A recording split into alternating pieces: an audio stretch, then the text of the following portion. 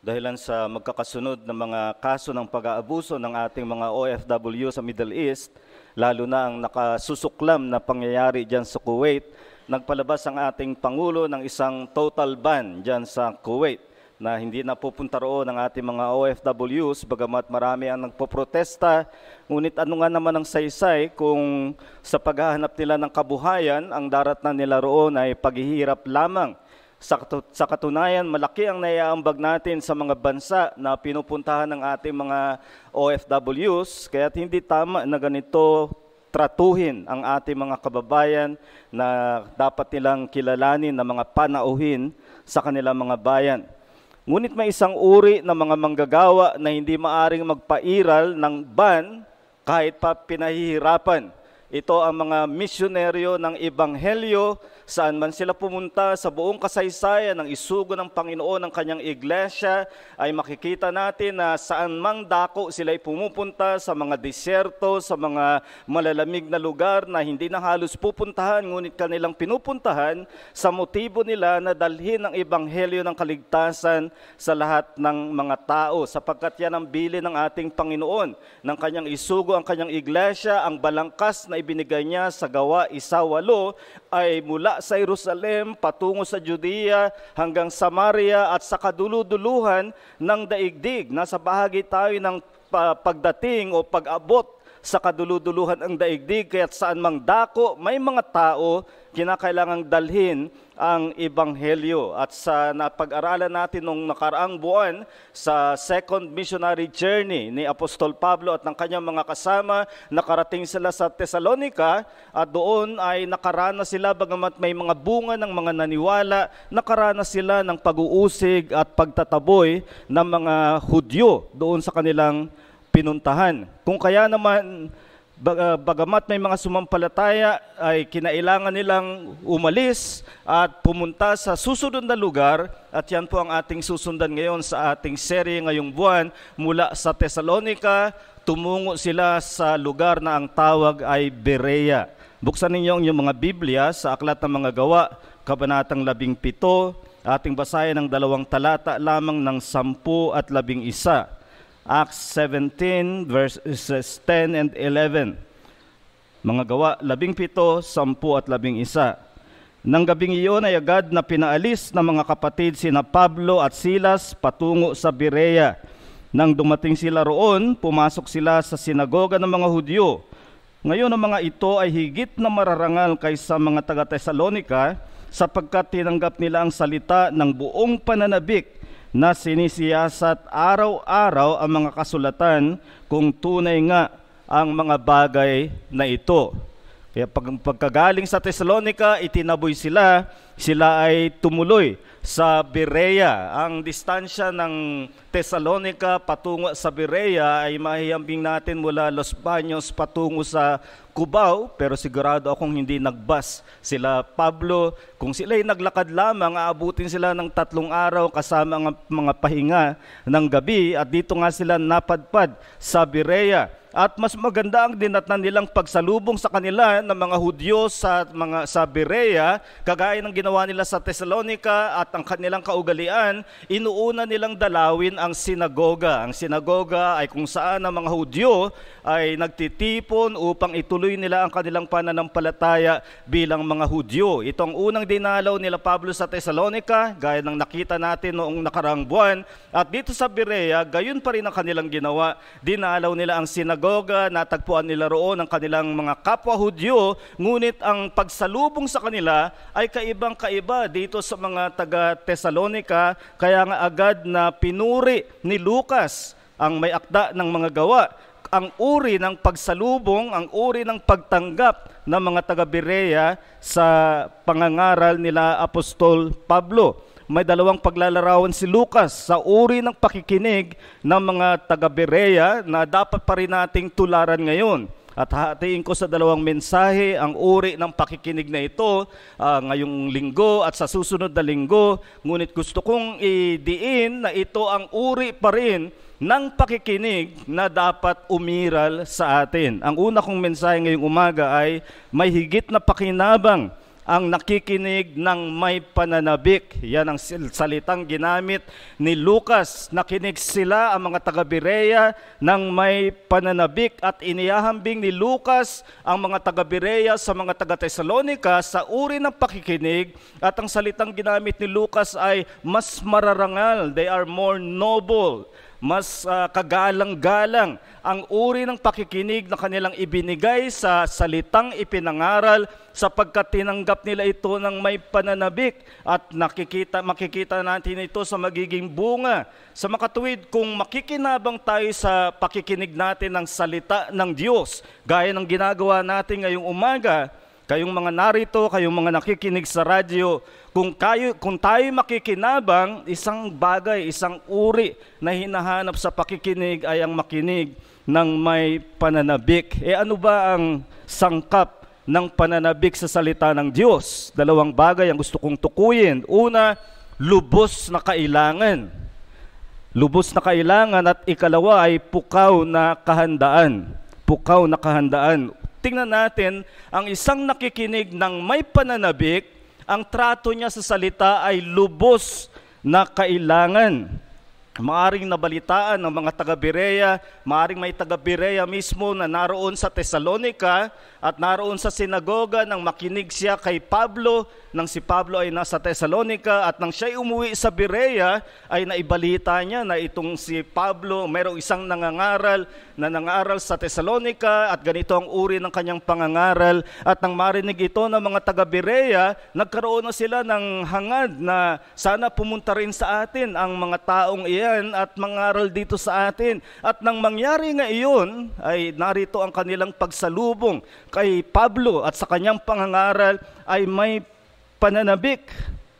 At kapag sinabi nating pananabik, tinatrato na talagang kailangan. At kung tingnan natin sa Biblia, ang salita ng Diyos ay inihahanay sa ibang kailangan at nakahihigit pa. Hindi mo masasabing nasasabikan mo ang isang bagay na wala namang timbang para sa iyo. At lalo't mas kailangan mo, lalo't mas matimbang ang bagay na ito, ay lalo mong kasasabikan, lalo na kung hindi mo nakikita at hinahangad mong maranasan, lalo mong kasasabikan. At malimit sa Biblia, inihahanay ang salita ng Diyos sa iba nating kailangan para mabuhay bilang tao. Kung naalala niyo ang sagot ni Jesus kay Satanas, nang siya'y tuksuhin ni Satanas matapos niyang mag-ayuno, ay nagutom siya at sinabi ni Satanas sa kanya, gawin mo sa pamamagitan ng himala, ang mga batong ito ay maging tinapay. At anong sagot ni Jesus? Ang sagot ni Jesus ay hango sa sinabi ni Yahweh sa mga mga Israelita doon sa ilang.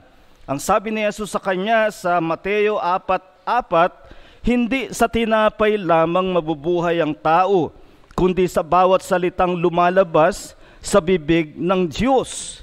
Mapapansin natin dito ang paghahambing ni Jesus sa tinapay para siya'y mabusog mula sa kanyang pagkagutom. Ang kanyang sinasabi ay may higit pang kailangan kaysa sa tinapay na makabubusog sa atin. At yan ay ang salita ng Diyos. Kaya hindi lamang basta katulad ng tinapay na pagkain, ang sinasabi niya ay mas nakahihigit pa. Ganyan-ganyan ang sinabi ni Job sa Job 23:12. Pinagyaman ko ang kanyang mga salita na higit kaysa aking pagkain sa araw-araw. Naroon ang maliwanag na pagbibigay kahigitan sa pangangailangan ng salita ng Diyos kaysa mga iba nating kailangan. Sa ibang pagkakataon naman ay inihahambing ang salita ng Diyos sa tubig na lubhari nating kailangan. Pakinggan nyo sa Isaiah 55:1, o lahat ng nauuhaw, pumarito kayo sa tubig at siyang walang salapi, pumarito kayo. At walang duda na sa konteksto ang tinutukoy ay ang salita ng Diyos, sapagkat sa talatang 3 sinabi, ang inyong tainga ay inyong ikiling at pumarito kayo sa akin, kayo'y makinig. Ang pakikinig ng salita ng Diyos ay tulad sa pag-inom ng isang uhaw na uhaw. Kaya't may pananabik. May iba't ibang kailangan ng tao upang mabuhay, ngunit ang paghahambing sa salita ng Diyos ay mas nakahihigit ito. Walang magsasabi sa iyo na huwag ka na lang kumain, huwag ka na lang uminom para makapag-aral ng Biblia. Walang nagsasabi po niyan. Ngunit ang sinasabi ay kung may panahon ka sa pagkain, may panahon ka na uminom, gumagamit ka ng iyong enerhiya para mangyari ang mga bagay na iyan, ganyan mong tratuhin at higit pa ang pakikinig ng salita ng Diyos. At inihahambing ang pagkawala ng salita ng Diyos tulad sa isang nakamamatay na tagutom at tagtuyot. Ganito ang babala ng Diyos sa pamamagitan ni Propeta Amos noong panahon ng Israel sa Lumang Tipan, Amos 8:11. Ang mga araw ay dumarating na ako'y magpapasapit ng tagutom sa lupain, hindi tagutom sa tinapay o pagkauhaw sa tubig, kundi sa pakikinig ng mga salita ng Panginoon.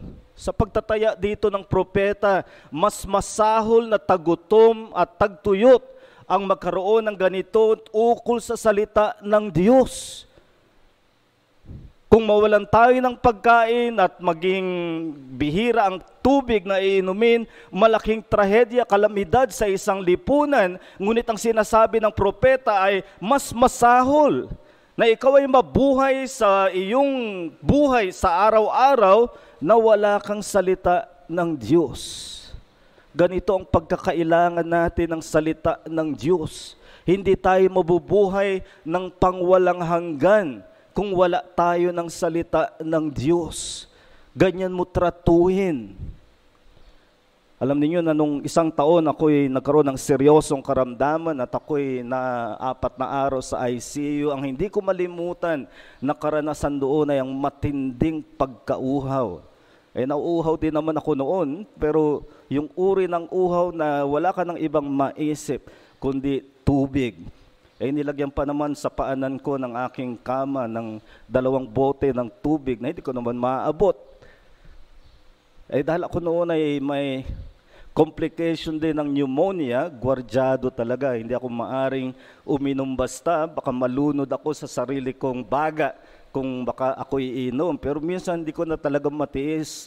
Ako'y nakiusap na sa nurse doon, "Miss, pakiinom naman ako." Kaya't kinuha niya ang tubig, ang bote ng tubig, binuksan at ang nasa isip ko, eto na sa wakas. At kumuha siya ng bulak, isinausaw sa tubig at ipinahid sa aking labi. Yun na yun. Ako thank you na lang. Pero yung pagkatindi ng uhaw, doon wala kang maisip na iba, kundi ang makainom. Ganito ang sinasabi ng salita ng Diyos, dapat na trato natin sa Kanyang salita. Kung minsan nag-i-skip tayo ng pakikinig dahil gusto natin kumain, nag-i-skip tayo dahil may iba tayong gagawin, gaano natin tinatrato ang salita ng Diyos na isang kailangan? Kaya suriin mo ang pagtatangi mo sa salita ng Diyos kung tunay na kailangan mo. Maaring manabik sa isang bagay na hindi mo naman tinatrato na talagang kailangan.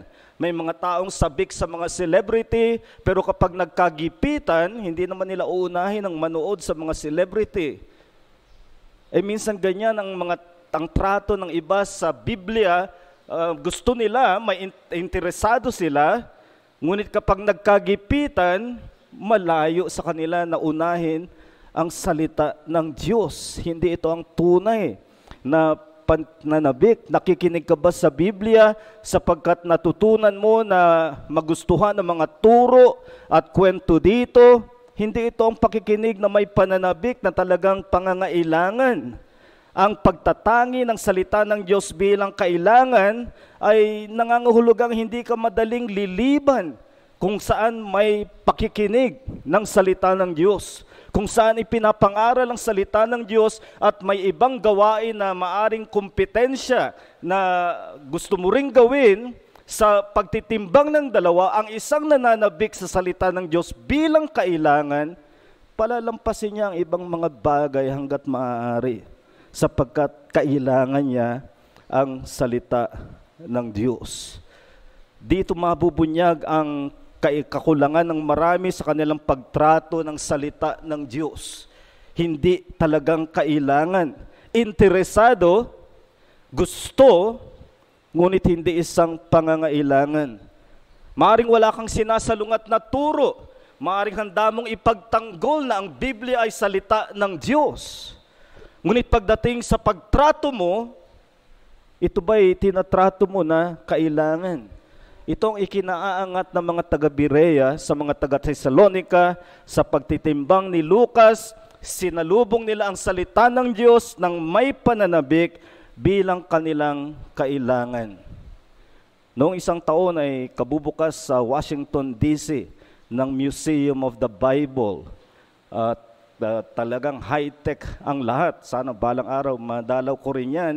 Pero maraming tiyak na pumupunta roon dahil gusto nila ang mga features ng museum. Interesado sila at maaring hangaan nila ang maraming bagay. Ngunit ganyan ang trato ng marami sa Biblia, parang museo na pagkukunan ng mga kwentong interesado sila, mga nakalipas na pangyayari, ngunit hanggang doon na lang. Hindi talagang kailangan. At hindi maari ang ganoon. Maaring may gamit ka sa Biblia na pang-inspirasyon, ngunit hindi talagang kailangan. Naikwento ko naman sa inyo isang binata na nanliligaw. Ang kanyang inililigawan ay Kristiyano at nakita niyang interesado, talagang committed sa Biblia. So gusto niyang magpasikat. Naghanap siya ng talata na magagamit niya, nabasa niya ang 1 John 4:18. Ang sabi, perfect love casts out fear.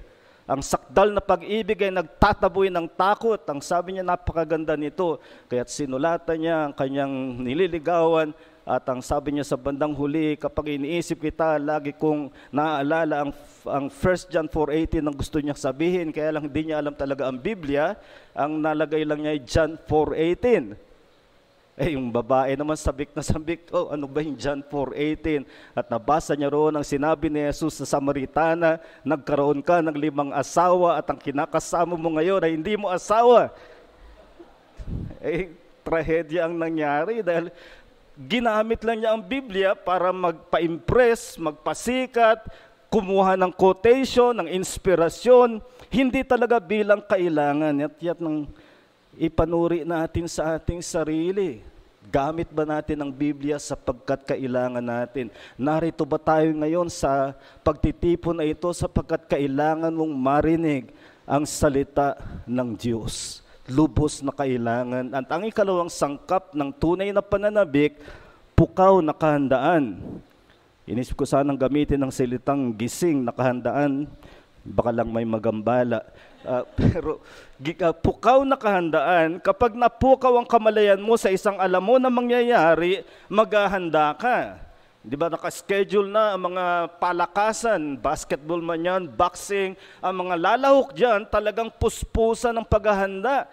At mas dapat bang paghandaan ang isang laro lamang kaysa sa seryosong gawa ng pakikinig ng salita ng Diyos. Ang pakikinig ng salita ng Diyos ay gumagamit ng nakahandang pag-iisip.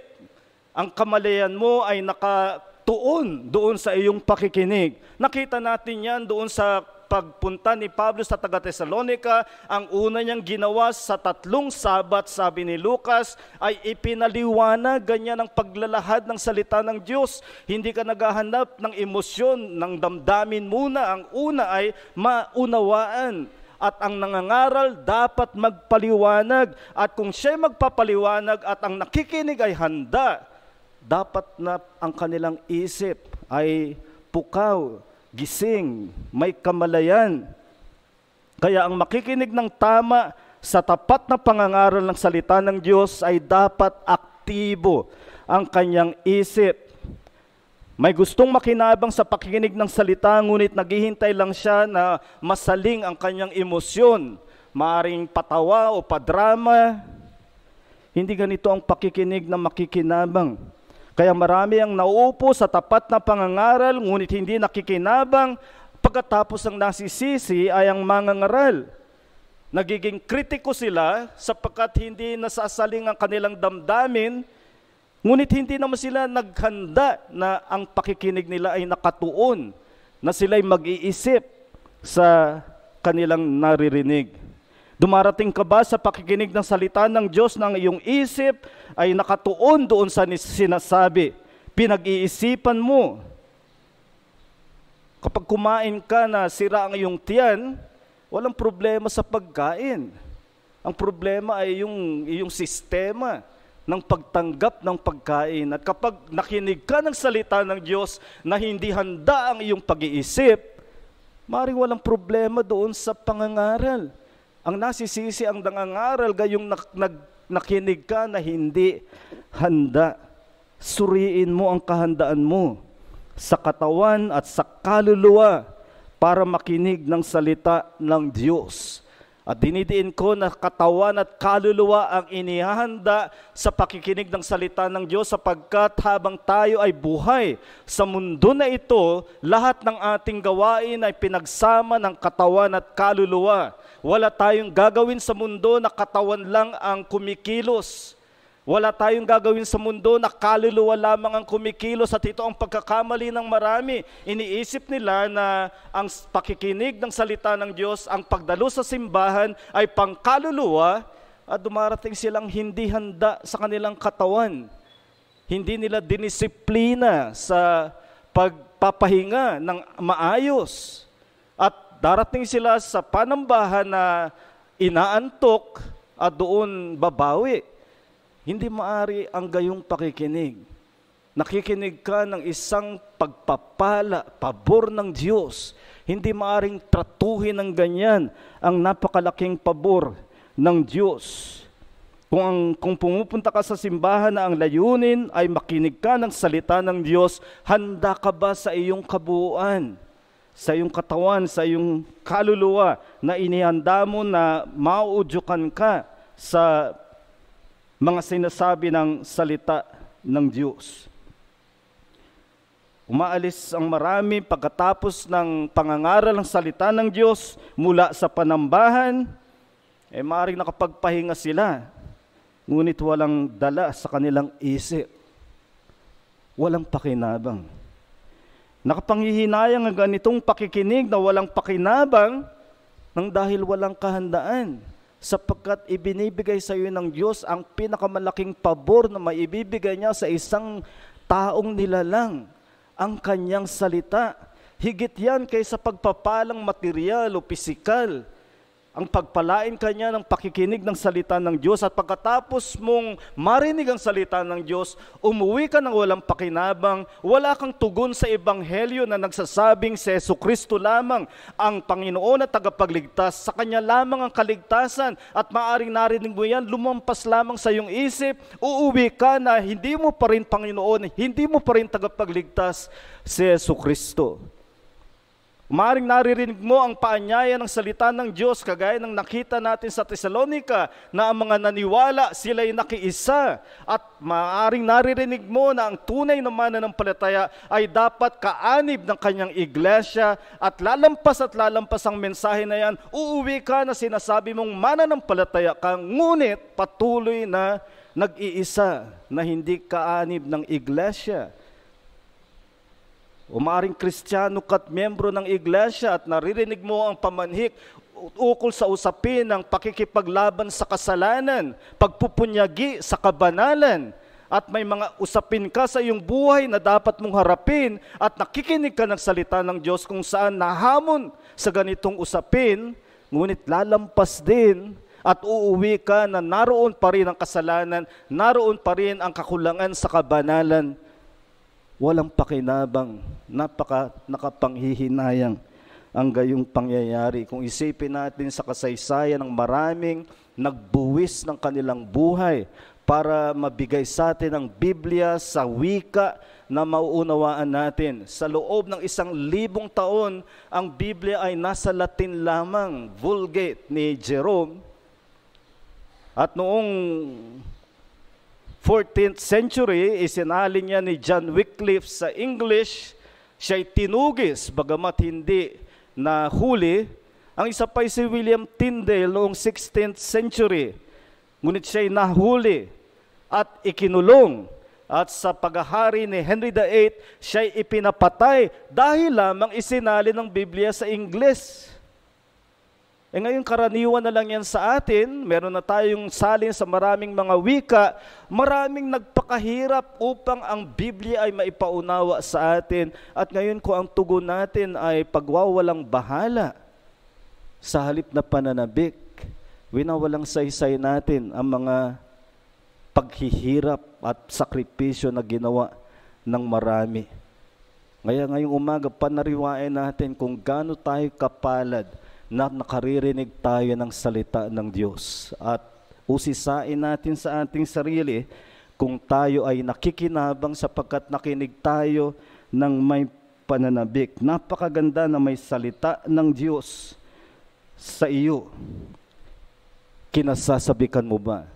Pagkatapos nito, may mga uuwi na nakinabang sapagkat kanilang pinakinggan ng may kahandaan.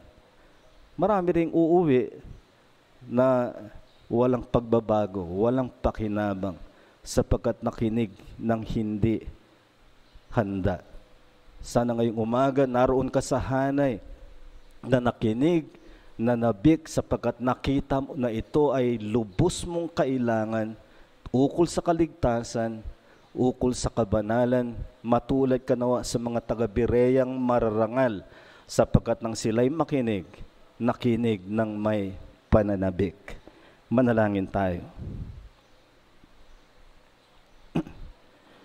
Dakila naming Diyos, maraming salamat Panginoon at Ama namin ng kahabagan sa katotohanan na pinagpala mo kami ng iyong salita. Marami ang nabubuhay, maring sa kasiyahan, sa kayamanan, ngunit wala ng salita ng Diyos, samantalang kami ay pinaboran mo na marinig ang iyong salita. O mas malaking kabigatan din ang responsibilidad na nakaatang sa mga nakaririnig ng pabor ng iyong salita, ngunit ipinagwawalang bahala.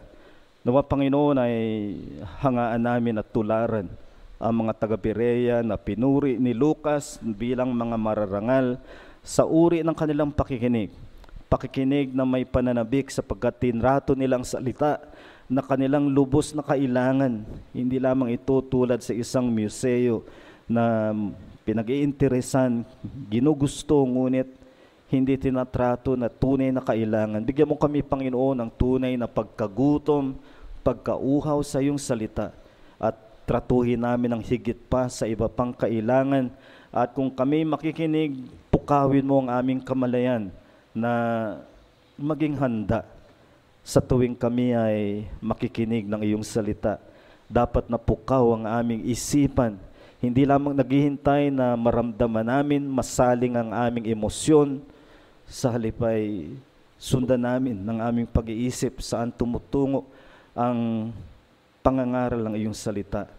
Mangusap ka sa mga wala pa kay Jesucristo at narinig nila na si Jesus lamang ang Panginoon at tagapagligtas, at nawa Panginoon ay tunay na pakinggan nila ng may kahandaan at suriin nila sa kanilang sarili kung sila ay na kay Jesucristo. Gayon din ang mga nag-aangking sila'y mananampalataya, ngunit patuloy na pinalalampas ang hamon ng iglesia. At kaming mga kaanib ng iglesia na ito sa mga usapin ng kabanalan, sa aming pakikipaglaban sa kasalanan, muli may hamon ng iyong salita, at kung kami mapalad na narinig ito, huwag nawa naming palampasin ang responsibilidad na kaakibat nito. Kaya piling namin ang banal mong Espiritu ang siyang kumilos at gawing kapakipagkinabang ang salita mo ngayon sa lahat ng mga nakinig. Sa pangalan ng Panginoong Jesucristo, ito ang aming panalangin. Amen.